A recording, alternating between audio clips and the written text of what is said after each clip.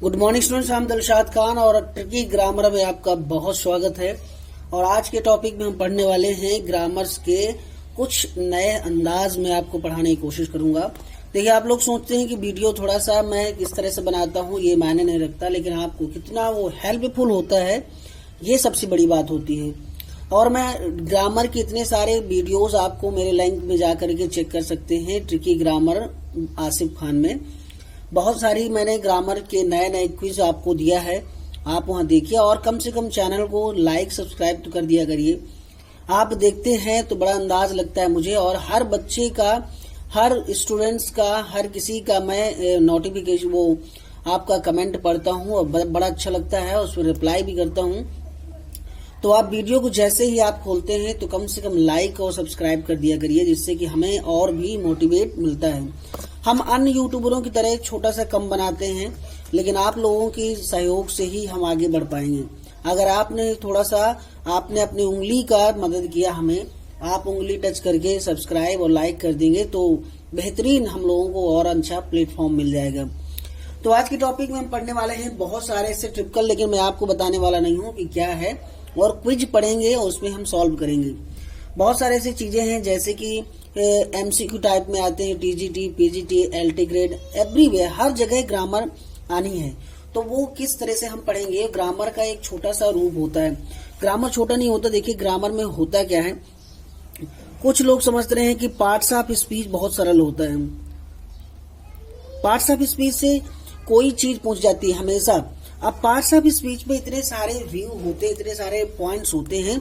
जैसे हम अगर बात करें पार्ट्स ऑफ स्पीच में, तो छोटा एक बहुत ही बड़ा इसमें वो होता है। जैसे यहाँ पर हम ले लेते हैं, नाउन हो गया, प्रोनाउन हो गया, है ना, एडजेक्टिव हो गया, एडवर्ब हो गया, कंजक्शन हो गया, है ना, वर्ब हो गया, इंटरजेक्शन हो गया। तो अब लगता है कि बहुत इजी है, पार्ट्स ऑफ स्पीच में हमको पढ़ाया जाता है, लेकिन एक सवाल टीजीटी में कई बार पूछा गया है। टीजीटी में एक सवाल कई बार पूछा गया, अभी जो टीजीटी हुआ है राउंड पूछा गया है।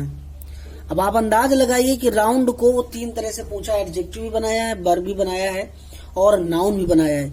यानी इसको उसने एडजेक्टिव भी बनाया है और इसी को उसने वर्ब भी बना दिया है और इसी को उसने नाउन भी बना दिया है, एडवर्ब बनाया सॉरी, और नाउन बनाया। अब आप सोचिए कि एक वर्ड्स किस तरह से राउंड ऑफ होता है। अब आप इमेजिनेशन करिए कि अगर नाउन में पढ़ाऊंगा तो नाउन के कितने सारे रूप हो सकते हैं। होता तो 5 है, पाकमा, पीसीसीएमए, प्रॉपर, कॉमन, कलेक्टिव, मटेरियल और एब्स्ट्रैक्ट। प्रोनाउन में देखिए, आप देखेंगे तो आप पढ़ेंगे PREDDIR,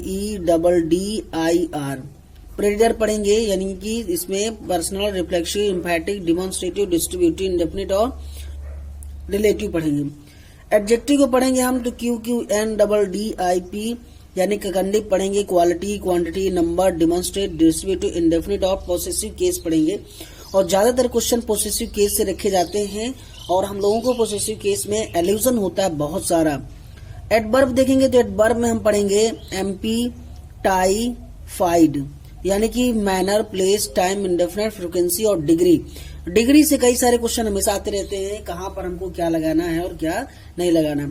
आप जाइएगा नहीं, क्योंकि लास्ट में अभी इसके बाद आपको एक क्यूज होने वाली है MCQ टाइप में, तो आप उसको जरूर देखिएगा। और आज मैं देखूंगा कि आप लोग कितने लाइक और सब्सक्राइब करके मुझे मोटिवेट करते हैं। अच्छा, कंजक्शन के बहुत सारे बच्चे को कंजक्शन हमको आ रहा है। कंजक्शन इतना आसान नहीं है।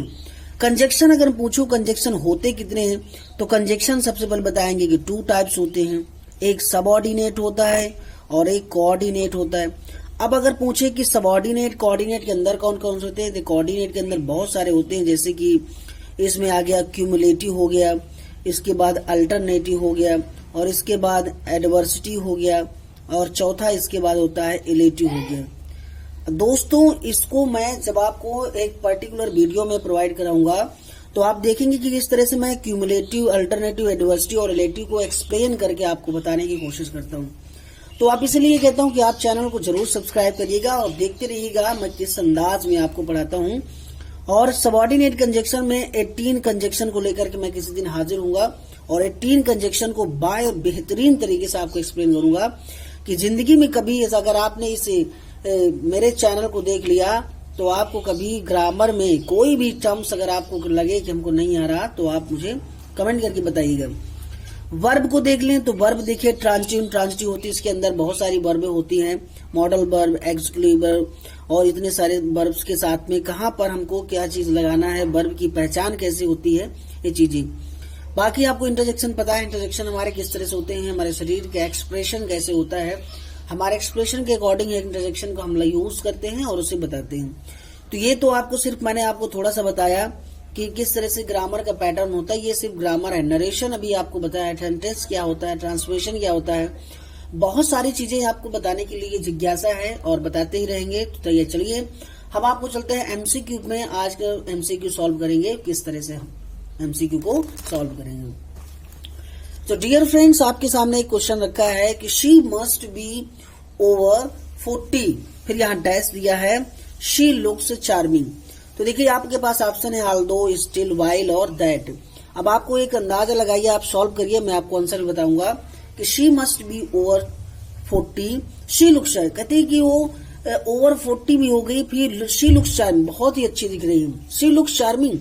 फिर भी उन्होंने क्या दिख रही है, 40 साल की होने के बाद भी वो बहुत ही अट्रैक्टिव दिख रही है। किस तरह से दिया है तो इसका आंसर मैं आपको डायरेक्टली बताने की कोशिश करूंगा, टाइम न लेके हुए। यहाँ पर ऑप्शन होगा आपका स्टिल, यानी तक, 40 साल तक होने के बाद भी, यानी कि होने के बावजूद भी वो बहुत अच्छी दिखती है।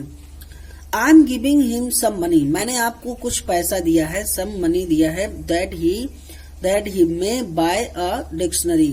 तो यहाँ देखिए लिखा है, यहाँ पर हमें ऑप्शन है दैट ही माय, तो यहाँ मनी के बाद आपको क्या लगाना है, यहाँ पर यहाँ क्या होना चाहिए, व्हेन होना चाहिए, एज होना चाहिए, सो होना चाहिए। अब देखिए रिजल्ट क्या निकला, मैंने तुम्हें पैसा दिया इसलिए कि, सो लगा ना, तो यहाँ पर क्या होगा, सो होगा, सो दैट, ताकि वह क्या खरीद सके, ताकि वह एक डिक्शनरी खरीद सके। तो यहाँ देखिए कितना आसान है, I am giving him some money, मैंने उसको कुछ पैसा दे रहा हूँ ताकि वह एक डिक्शनरी खरीद सके। तो यहाँ पर सो दैट लगेगा, सच नहीं लग सकता, यहाँ पर एज लग ही नहीं सकता, व्हेन टाइम होता है तो व्हेन का यूज नहीं हो सकता है। तीसरा क्वेश्चन कह रहा है कि I could not take a bath dash there was no water. देखिए लिखा है कि आई कुड नॉट टेक, मैं नहा नहीं सकता, मैं नहा नहीं सका, देयर वाज नो वाटर, वहां पानी नहीं था। क्यों नहीं नहा सका, अब देखिए क्या लिखा है कि मैं नहा नहीं सका क्योंकि वहां पर पानी नहीं था, है ना। तो क्या निकल रहा है आपके पास ऑप्शन क्या है, क्योंकि, अर्थात because there was no water. यहाँ पर देखिए कितना बढ़िया अंदाज बता रहा है कि I could not take a bath because there was, अच्छा व्हेन नहीं लग सकता, टाइम के लिए लगता है, एज होता है, इफ होता है कंडीशन के लिए, व्हाइल होता है जबकि, और व्हाइल के बाद हमेशा जिरंड फॉर्म आती है यानी आईएनजी फॉर्म आती है, तो वो तो हो ही नहीं सकता, आपको अंदाज लगा सकते हैं। चौथा क्वेश्चन है कि he spends money dash it grew in his garden. अब यहाँ देख लीजिए कितना बढ़िया बेहतरीन दिया है कि he spends money dash it grew in his garden. तो यहाँ पर ऑप्शन क्या होगा, फटाफट बताइए जल्दी से। चौथे में ऑप्शन क्या हो सकता है, चौथे में है as for as if, in case और इन स्पाइट ऑफ। ठीक है, तो यहाँ पर ऑप्शन जो आपका सही ऑप्शन होगा वो चौथे का होगा एज इफ। एज इफ का मतलब होता है मानो, क्या होता है, मानो। कहता है ही स्पेंड्स मनी, उसने पूरा पैसा खर्च कर दिया, as if it grew in his garden, ऐसा लगता है कि पूरा इन ग्रू इन हिज गार्डन, अर्थात उन्हें गार्डन में। ठीक है, तो यहाँ पर ऑप्शन होगा एज इफ मानी मानो। फिर लिखा है पांचवा क्वेश्चन है ही रैन अवे, वह क्या हो गया, ही रैन अवे, भाग गया। और ही should be sent a prison, यानी उसको क्या, सेंट मतलब भेजना, प्रिजन मतलब जेल में, ही शुड बी यानी उसको जेल में भेजना चाहिए, वो भाग गया। तो यहाँ क्या लगेगा, दैन लगेगा, लेस्ट लगेगा, टिल लगेगा और इफ लगेगा। तो पांचवें का फटाफट बताइए क्वेश्चन क्या होगा, पांचवें का आंसर क्या होगा। सॉरी, यहाँ पर एक ऑप्शन में टिल नहीं होगा, यहाँ हम लगाएंगे अनलेस लगाएंगे, यानी he ran away unless he should be sent a prison, जब तक उसे जेल में नहीं भेजा जाएगा वो इसी तरह से भाग जाएगा, अर्थात वो भाग गया यहाँ लगाएंगे, अनलेस का करेक्ट यहाँ पर यूजेस होगा। अच्छा बता दूं देन का यूज कहाँ होता है? देन का यूज होता है कंपैरेटिव डिग्री में होता है, किसी से कंपेयर करने के लिए। लेस्ट का मतलब होता है कहीं ऐसा ना हो, कहीं ऐसा ना हो, और लेस्ट के साथ दोस्तों हमेशा लगता है शुड।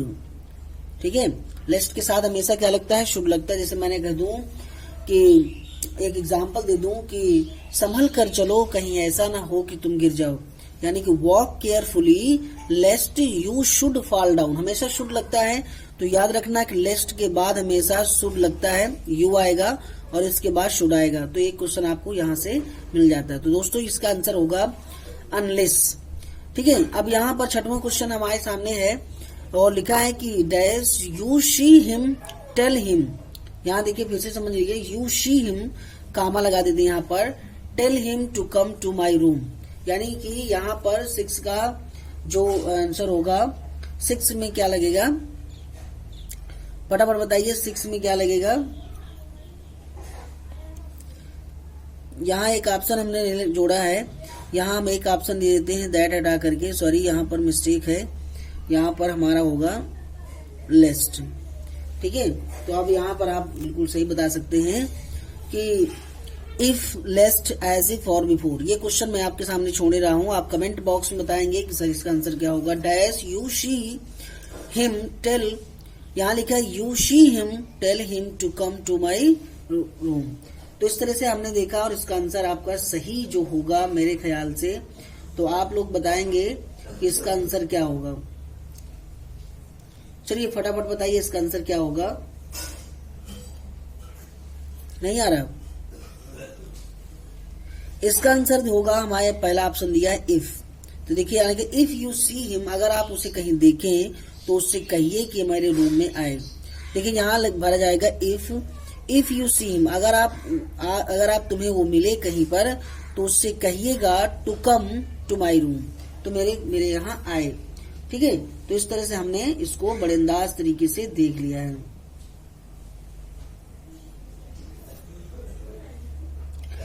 एक मिस्टेक आपके सामने हुई है, थोड़ा सा मैं आपको बता देता हूँ।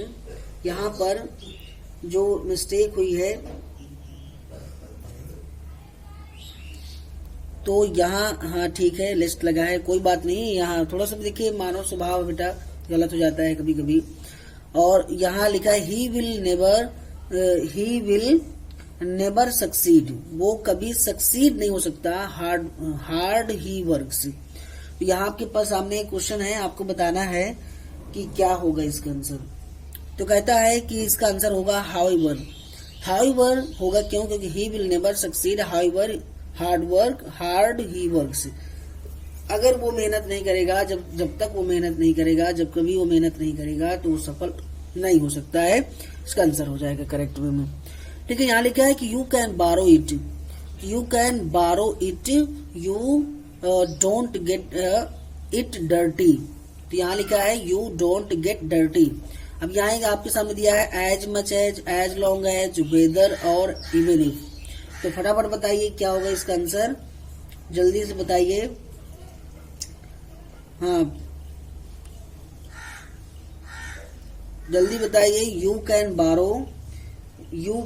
बारो, यहाँ लिखा है you can borrow it as long as you don't get a dirty.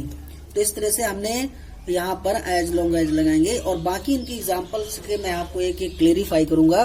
तो दोस्तों आपने देखा किस तरह से मैंने एक छोटा सा जरूर मैंने बताया, लेकिन इतनी मेहनत से आपके लिए बता रहा हूँ, बहुत छोटी चीजें। और मैं ग्रामर के हर एक दिन इसी तरह से एमसीक्यू भी लेके आऊंगा। तो please like and subscribe. Thanks lot and have a nice day.